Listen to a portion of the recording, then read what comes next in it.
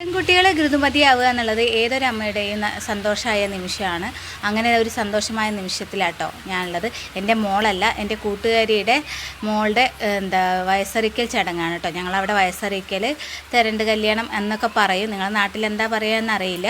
അങ്ങനെ എന്തായാലും എല്ലാവരും കാത്തിരുന്ന ഒരു ചടങ്ങാണ് കേട്ടോ. ഇതാണ് മോള്. അവൾ 6ാം ക്ലാസ്സിലാണ് ഇപ്പോൾ ഉള്ളത്. അങ്ങനെ എൻ്റെ മോളുടെ ഒപ്പം കേട്ടോ, എൻ്റെ മോളുടെ ക്ലാസ്സിലാണ് അവളുള്ളത്. അങ്ങനെ അവളുടെ സന്തോഷമായൊരു ചടങ്ങിൻ്റെ ഭാഗത്തിലേക്ക് കൂടിയിരിക്കുകയാണ് ഞങ്ങൾ കേട്ടോ.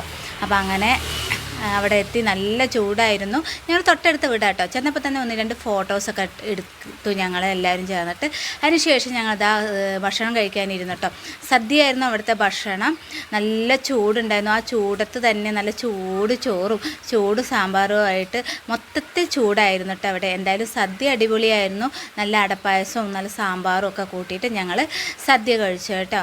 അങ്ങനെ എല്ലാവരും കാത്തിരുന്ന ആ ചടങ്ങ് കഴിഞ്ഞിരിക്കുകയാണ്. എനിക്കും ഒരു ടെൻഷനുണ്ട്, കാരണം എൻ്റെ മോളുടെ പ്രായമാണ്.